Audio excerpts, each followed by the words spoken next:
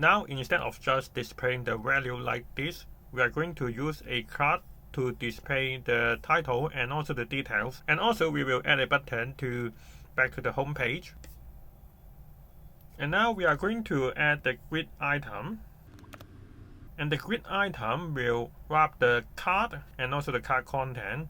And the item XS is equal to 3 is according to the documentation. This is the length. So this is the 3 units of length for this grid items. And then we will also add the box shadows for the card, and also it will have a light gray color, and we have the min width of 275. So we are going to add the content, and the content has the to-do title and also the detail. And then we have the margin bottoms of 1.5 unit, so it will not be too close to the button. And it has the secondary color, and which is a gray colors. And then this is a link back to the home page.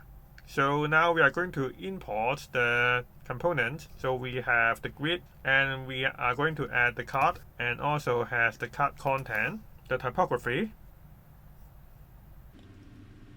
and card actions. And the link is from the Nextjs, so we are going to import the link from next link. And then we also have to import the button.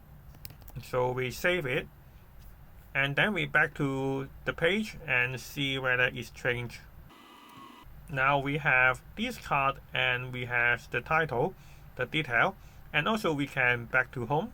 And now if we go to another to do, so it's Apple, and we also have this card to display the detail and also the title. And maybe we can also add a max width.